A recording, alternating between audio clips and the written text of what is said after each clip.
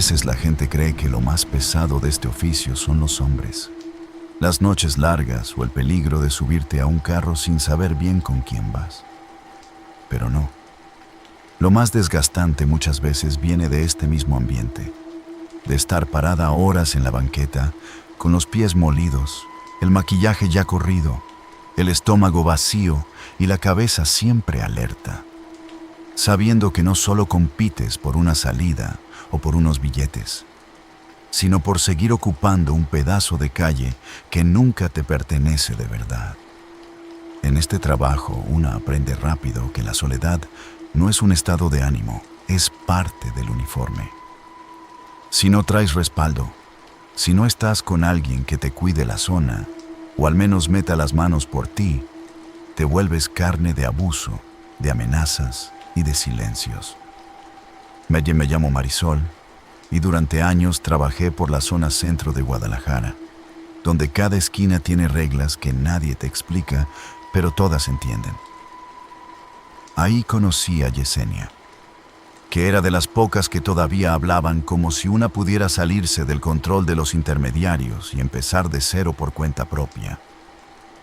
Ella estaba cansada de entregar parte de lo que ganaba, cansada de reportarse con gente que solo aparecía para cobrar, exigir y marcar territorio. Un día decidió cortar de tajo. Dijo que ya no iba a trabajar para nadie, que prefería jugársela sola, moverse con sus propios clientes, guardar completo su dinero y dejar de mantener un sistema que nos exprimía a todas.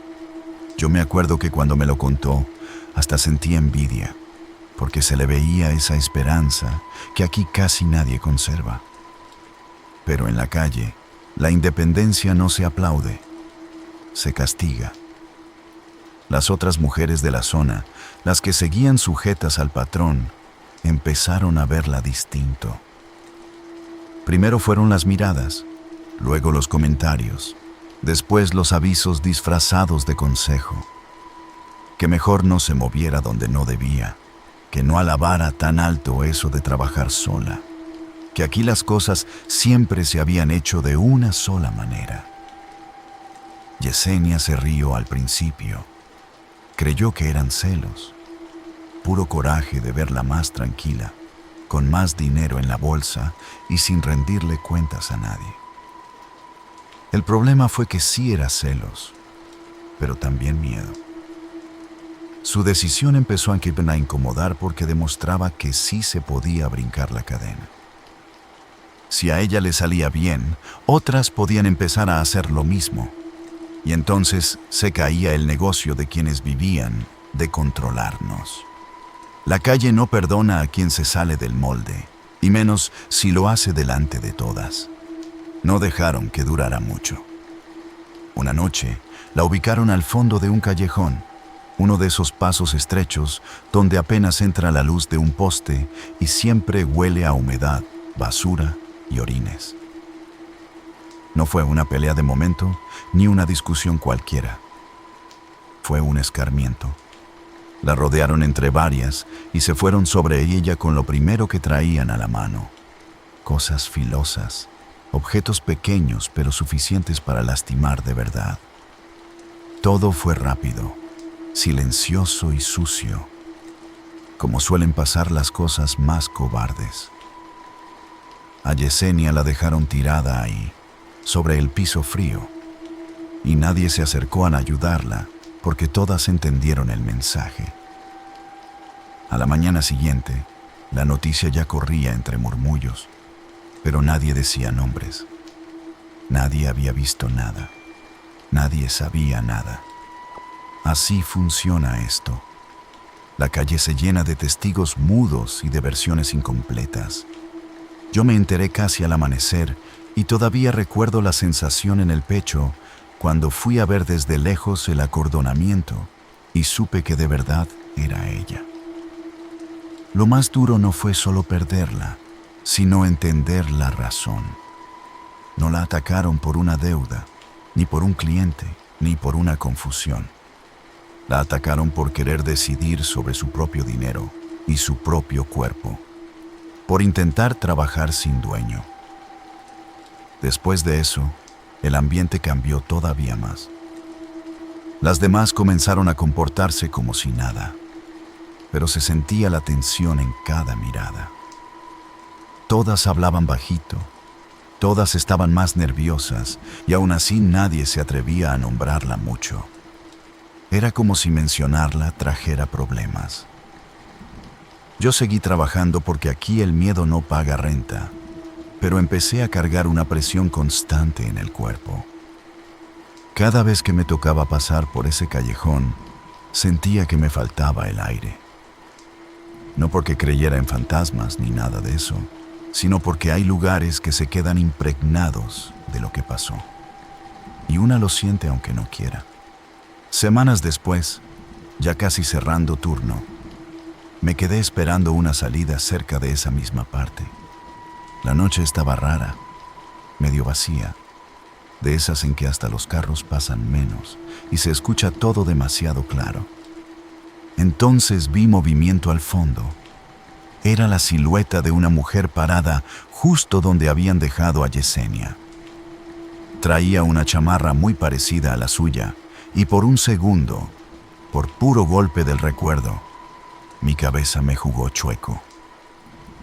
Sentí el mismo frío en el estómago que cuando te cae de golpe una mala noticia. No me acerqué. Me quedé tiesa, viendo cómo esa figura no avanzaba ni hablaba. Luego escuché una risa bajita del lado de la pared y entendí que no era ninguna aparición. Eran ellas. Dos de las que habían participado aquella noche estaban ahí, mirándome desde la sombra, una usando la chamarra de Yesenia como si fuera trofeo. Una de ellas me dijo despacito, casi con calma: para que no se te ocurra la misma idea. Eso me descompuso peor que cualquier cosa sobrenatural. No era un alma en pena lo que seguía rondando ese callejón. Era gente viva, recordándote que podían hacerlo otra vez. Corrí sin pensar. Salí directo hacia la avenida principal y un coche que venía dando vuelta apenas alcanzó a frenar. El golpe me aventó al pavimento y me dejó viendo luces borrosas, con el oído zumbándome y el cuerpo entero temblando. El conductor, que era un hombre que ya me había buscado antes, se bajó espantado creyendo que alguien me venía persiguiendo. Me subió como pudo y me llevó al hospital. Yo no podía ni acomodar las palabras de lo alterada que iba. Cuando después me preguntaron qué había pasado, no dije toda la verdad. Solo dije que me asustaron. Pero yo sé bien de qué estaba huyendo. Desde entonces entendí que aquí el verdadero terror no viene de cosas del otro mundo, sino de la gente que comparte contigo la banqueta y es capaz de convertir la necesidad en sentencia. A Yesenia no la dejó ir la calle. La convirtieron en advertencia. Y a mí me quedó claro que en este oficio no basta con cuidarte del cliente, ni del policía, ni del borracho. También tienes que cuidarte de la envidia, del control y del rencor de quienes no soportan ver a otra queriendo salirse del corral. Esa es la clase de miedo que de verdad te marca, porque no se queda en un susto de una noche. Se te mete en la rutina, en la forma de mirar las esquinas, en la manera en que calculas cada paso antes de entrar a una cuadra. En Guadalajara, en estas calles, hay callejones donde una no ve fantasmas, ve mensajes, y el de Yesenia todavía sigue ahí.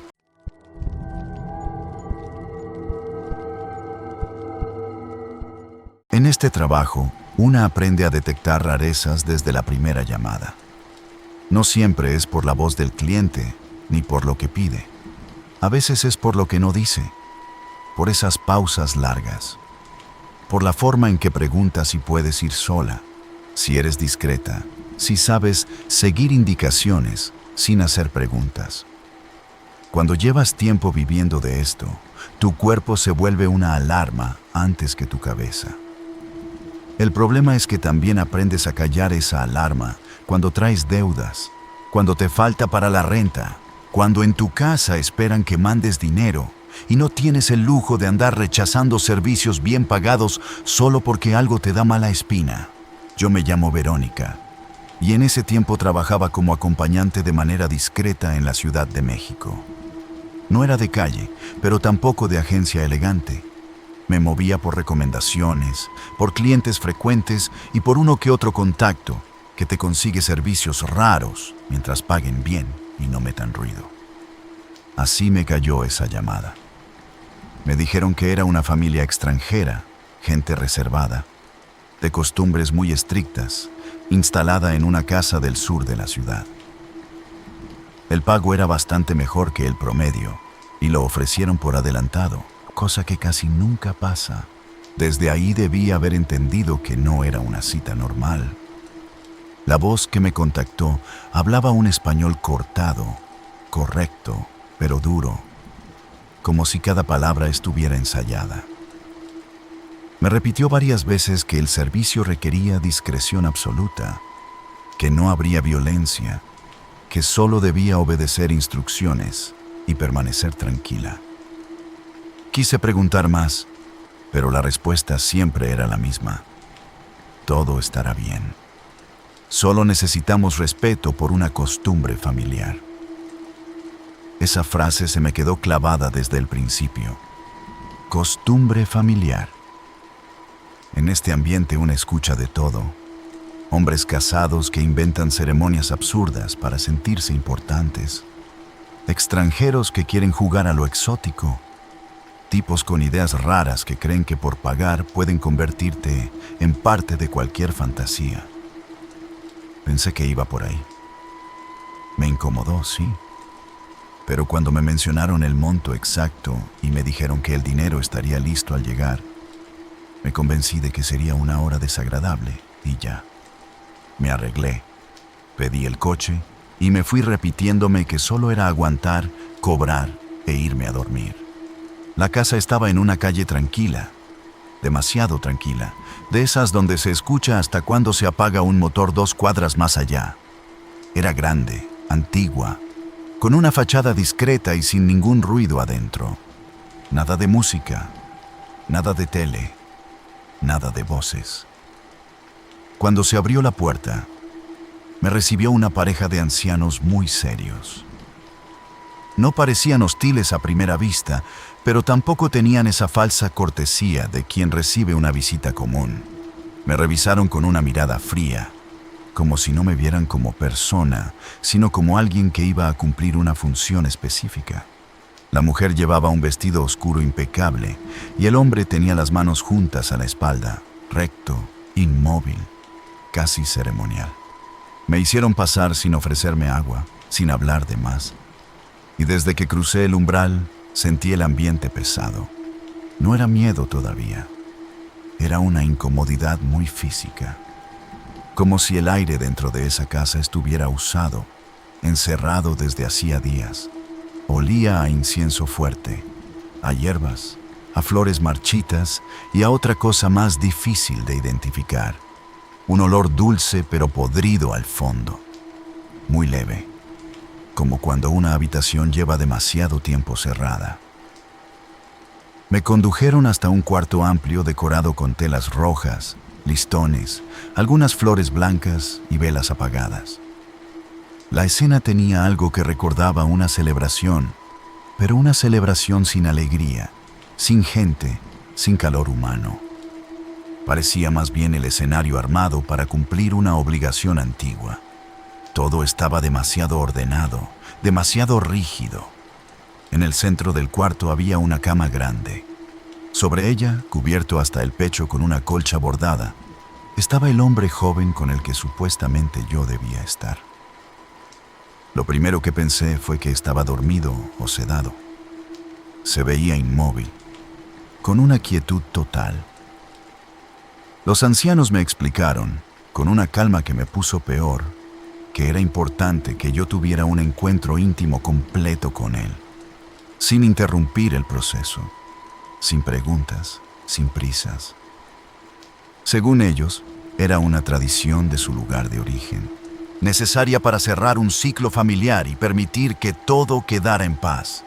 La forma en que lo dijeron, sin vergüenza, sin rodeos, como quien da instrucciones para servir una mesa, hizo que la piel se me pusiera helada.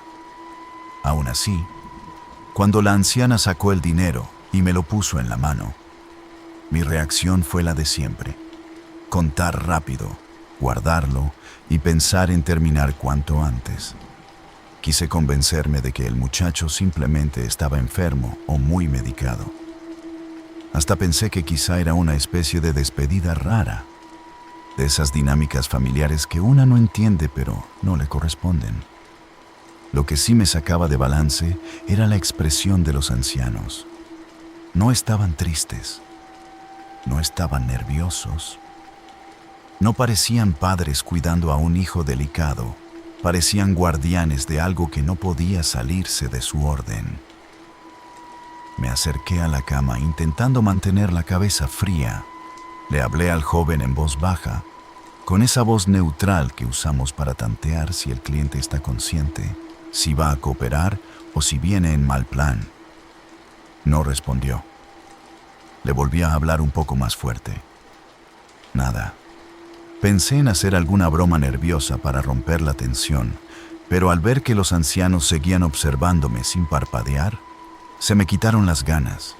Entonces acerqué la mano para tocarle el brazo y fue ahí donde se me desfondó todo por dentro.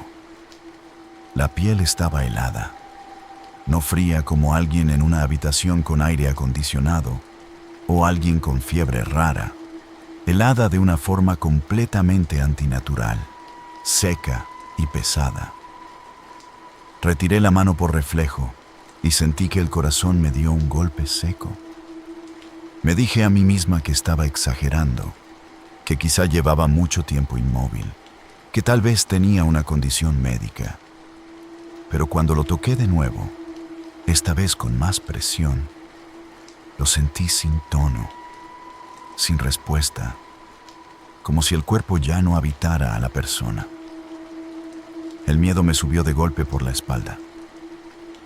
Con una mezcla de negación y terror, levanté un poco más la colcha y traté de verle el rostro bien. Sus ojos estaban abiertos, no con la mirada de alguien despierto. Abiertos, vidriosos, fijos, sin vida. Ahí lo entendí todo. No había duda, no había interpretación posible. Aquel hombre ya no estaba vivo y a mí me habían llevado para convertirme en parte de algo que no alcanzaba a comprender. Sentí que se me iba el aire. Retrocedí tan rápido que tropecé con el borde de la cama y caí de rodillas. Empecé a decir que no, que eso no era lo que me habían dicho, que me iba a ir en ese instante, que no se atrevieran a cerrarme el paso. La anciana ni se inmutó. El viejo tampoco. No gritaron, no se alteraron, no intentaron convencerme con palabras dulces. Solo me miraron con esa serenidad espantosa que tenía más poder que cualquier amenaza directa. La mujer se acercó y me habló despacio, como si yo fuera una niña haciendo berrinche. Dijo que ya estaba ahí, que el joven no debía irse solo, que en su tierra se cuidaban ciertas formas para que los muertos no quedaran incompletos. Escuchar eso en esa habitación me quebró más. Quise correr a la puerta, pero el anciano se movió antes y se plantó ahí sin levantar la voz. Entonces comprendí algo peor que el horror de la cama. Yo estaba sola en una casa cerrada con dos personas que no veían nada malo en lo que estaban haciendo. No sé explicar bien los minutos que siguieron. El tiempo se volvió raro, espeso. Yo lloraba, suplicaba, decía que no me obligaran, que buscaran a otra persona, que yo les devolvía el dinero. La anciana me tomó del brazo, con una fuerza desproporcionada para su edad, y me dijo que el dinero ya no importaba, que ahora yo formaba parte del deber. No voy a entrar en detalles porque todavía hoy me cuesta ordenar esa noche sin sentir que me mareo. pero sí puedo decir que hubo una coerción total, una presión psicológica brutal, una sensación de encierro absoluto, donde mi voluntad dejó de valer. A veces la gente piensa que solo existe la fuerza cuando hay golpes o armas a la vista, pero no. También existe cuando estás en un cuarto con gente decidida, con todas las salidas controladas, con el miedo bloqueándote las piernas y la certeza de que nadie sabe dónde estás exactamente. Esa noche, yo no fui una visitante, ni una acompañante. Fui una pieza atrapada en el rito ajeno de una familia que había cruzado cualquier límite humano. Cuando por fin me dejaron apartarme, me temblaban tanto las manos que ni siquiera podía acomodarme la ropa. Sentía asco, mareo, un vacío en el pecho que no se parecía a nada que hubiera vivido antes. Quise salir corriendo, pero antes de cruzar la puerta, el anciano me detuvo, poniéndome una mano pesada sobre el hombro. No me gritó, no hizo falta. Con una voz baja y completamente firme, me dijo que había dos formas de salir de esa casa: caminando y en silencio, o causar un problema y no salir bien librada. La anciana, sin soltarme la mirada, agregó que yo no había visto nada, que lo ocurrido debía quedarse enterrado con el muchacho y que si llegaba a decir una sola palabra, ellos sabrían cómo encontrarme. Fue una amenaza limpia, seca, casi burocrática, y por eso me asustó más. No hablaban como personas desesperadas improvisando una intimidación. Hablaban como gente acostumbrada a resolver problemas sin dejar rastro. Salí de la casa con las piernas flojas, con el dinero apretado en la bolsa, como si me quemara, y con la sensación de haber dejado una parte de mí encerrada en ese cuarto rojo. Afuera el aire de la calle me pegó en la cara, y aún así no me sentí libre. Subí al coche y el chofer, que me había dejado antes, me preguntó si todo estaba bien porque me veía blanca. Le dije que sí, que solo me había sentido mal del estómago. No pude decir más. Esa noche llegué a mi departamento. Me bañé 2 veces seguidas y aún así no logré quitarme el olor de encima. No era un olor real nada más. Era la sensación completa de esa casa. Las telas, el incienso, el silencio, los ojos abiertos del joven, la calma insoportable de los ancianos. No dormí nada. Cada vez que cerraba los ojos veía el cuarto y escuchaba esa frase: no debe irse solo. Durante días pensé en denunciar. Varias veces marqué el número de emergencias y colgué antes de que contestaran. Quería contarle a alguien, aunque fuera a una compañera, pero en este trabajo una sabe cuándo el miedo te está diciendo que no te conviene moverle. Además, ¿qué iba a decir? ¿Que me contrataron para algo imposible de explicar sin terminar más hundida yo? ¿Que participé a la fuerza en una escena que cualquier persona cuerda pensaría inventada? La vergüenza también pesa, no solo el terror. La vergüenza de sentir que cruzaste un límite horrible, aunque haya sido bajo presión. Estuve semanas sin aceptar servicios. Vivía con la cortina cerrada y brincaba cada vez que sonaba el teléfono. Cambié de número. Me mudé de cuarto y dejé de moverme en la misma zona. Aún así, el miedo no se fue.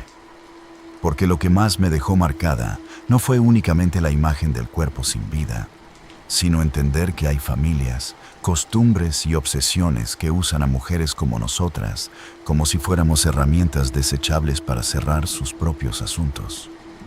Mucho tiempo después, me enteré por un conocido que en esa colonia hubo movimiento extraño en esa casa. Entradas y salidas nocturnas, vehículos sin placas, gente sacando cosas de madrugada. A la semana, la vivienda ya estaba vacía. Nadie supo dar razón clara de los dueños. Eso terminó de rematarme. Ni siquiera tuve la oportunidad de pensar que un día podrían enfrentarse a lo que hicieron. Simplemente se esfumaron, como si nunca hubieran estado ahí, como si yo hubiera caído en una grieta de la ciudad de la que nadie más tuvo registro. Desde entonces me hice reglas que no rompo por ningún dinero. No acepto servicios en casas donde no haya movimiento normal. No entro con familias presentes.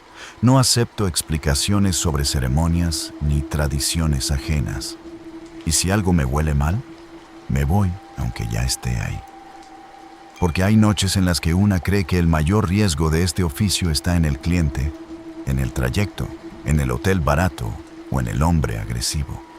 Yo aprendí que a veces el verdadero horror está en entrar a una casa donde todos hablan bajito, donde ya te estaban esperando no como persona, sino como parte de algo que no debiste ver nunca. Y lo peor es que el recuerdo no se me aparece como una película lejana.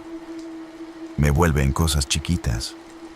Cuando huelo incienso fuerte, cuando veo flores blancas acomodadas con demasiado orden, cuando una pareja de ancianos me mira de más en un restaurante, cuando escucho a alguien decir que hay costumbres que deben respetarse, aunque una no las entienda. Ahí regreso a ese cuarto. Regreso a los listones rojos, al aire inmóvil, al joven con los ojos abiertos y al silencio de dos personas que no necesitaban levantar la mano para hacerme sentir atrapada. Desde aquella noche, dejé de pensar que todo lo raro en este trabajo se puede explicar con morbo o dinero. Hay encargos que nacen de algo mucho más torcido, la necesidad de otros de convertirte en testigo, en instrumento o en cómplice forzada de su oscuridad. Y eso, al menos para mí, da más miedo que cualquier historia de fantasmas. Porque lo que me pasó no salió de otro mundo. Pasó aquí, en una casa común del sur de la ciudad, detrás de una puerta cerrada, donde una familia decidió que mi miedo valía menos que su ritual. Esa es la clase de terror que de verdad se queda. El que no necesita monstruos, porque le basta con personas convencidas de que pueden hacer contigo lo que quieran, y después pedirte silencio como si te hubieran hecho un favor.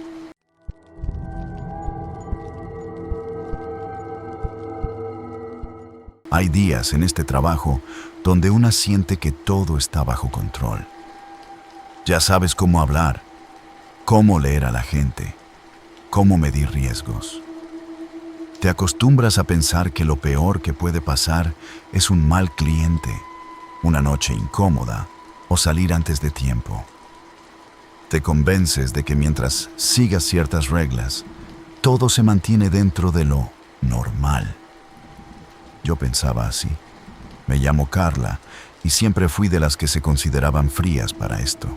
Práctica, sin creer en cosas raras ni en historias que no se puedan explicar. Para mí todo tenía lógica: dinero, trato, tiempo y salida. Hasta esa noche en un hotel viejo en las afueras de Puebla, donde entendí que el verdadero peligro no siempre se ve venir y que a veces la advertencia llega de donde menos sentido tiene. El lugar no era cualquier motel de paso. Era una construcción antigua, de esas que antes fueron haciendas y ahora las adaptan como hotel. Desde que llegué, sentí ese tipo de silencio pesado que no es normal en un sitio donde hay movimiento. No se escuchaban puertas, ni voces, ni televisiones encendidas. Solo el eco de tus propios pasos en los pasillos largos, con paredes gruesas y pintura vieja. La iluminación era tenue, amarillenta, y en algunos tramos parecía que ni siquiera alcanzaba a cubrir todo el corredor. Era el tipo de ambiente que te hace pensar que ahí han pasado demasiadas cosas y que el lugar se las quedó guardadas. Mi cliente, a primera vista, no levantaba sospechas. Vestía bien, hablaba tranquilo, demasiado tranquilo incluso.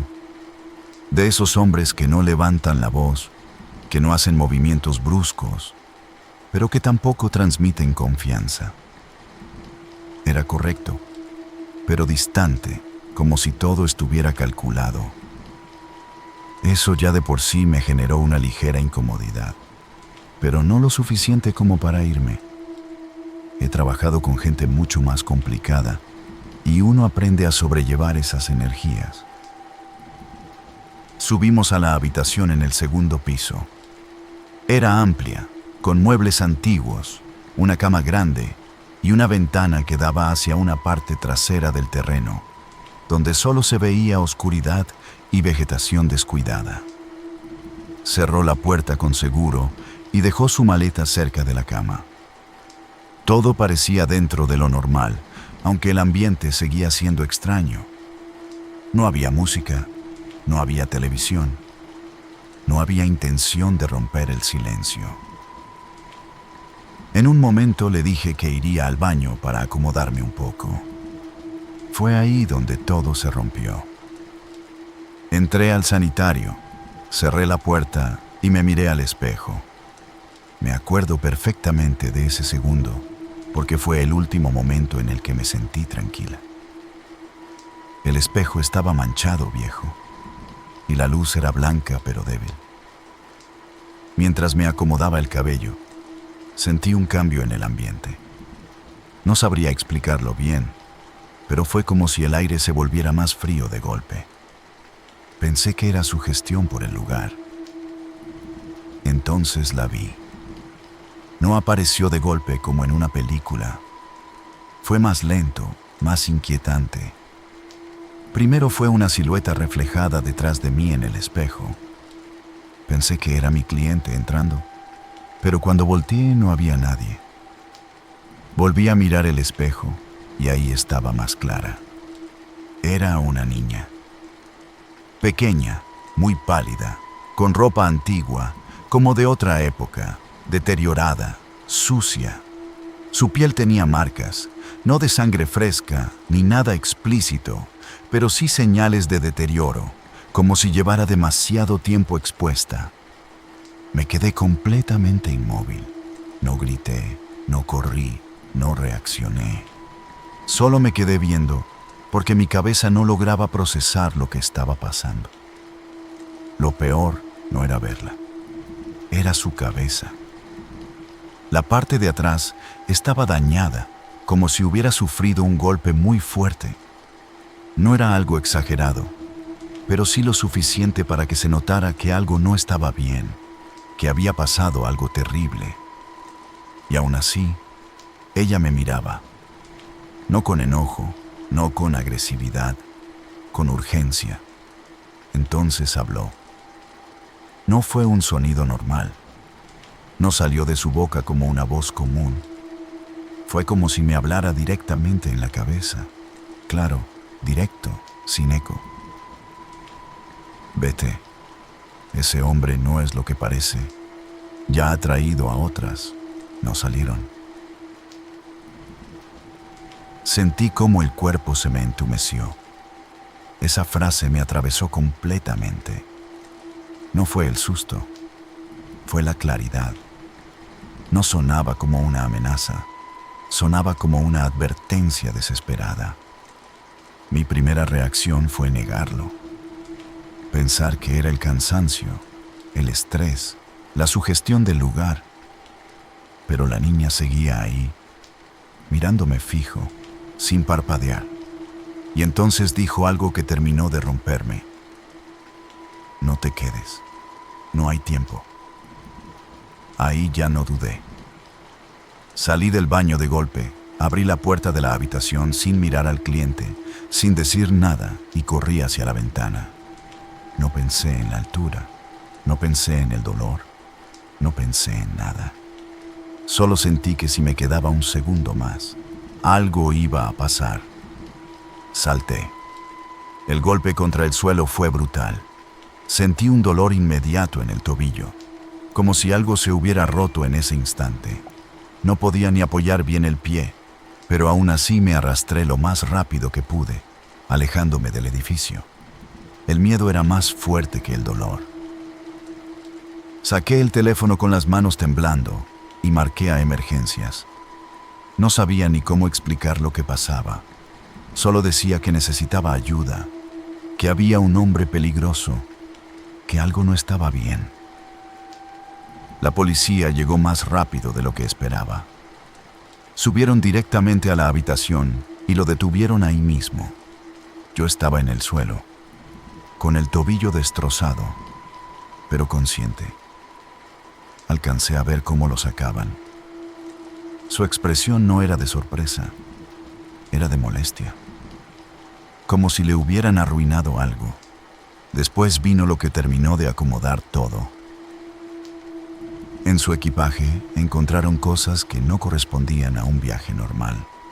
Herramientas, amarres, objetos diseñados para someter y controlar. Nada exagerado en apariencia, pero suficiente para entender que no era la primera vez que hacía algo así. Días después, ya en recuperación, leí la noticia. Había confesado que ya había hecho eso antes, que ese tipo de lugares eran perfectos porque nadie pregunta demasiado, que buscaba mujeres como nosotras porque sabía que muchas veces no hay quien reclame, ni quien investigue a fondo. Esa frase me dejó peor que todo lo demás. No fue la niña, no fue el salto, no fue el dolor. Fue entender que para alguien como él, yo no era una persona, era una oportunidad. Hasta hoy sigo sin poder explicar lo que vi en ese baño. No sé si fue algo real, si fue mi mente intentando protegerme o si de verdad alguien intentó advertirme desde otro lado. Pero lo que sí sé es esto. Si no hubiera salido corriendo en ese momento, no estaría contando esto. Y cada vez que recuerdo esa noche, no pienso primero en la niña.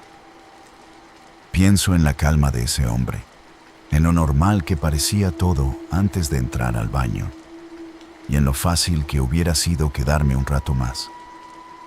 Porque a veces, en este trabajo, no es el cliente el que te asusta. Es darte cuenta de lo cerca que estuviste de no salir.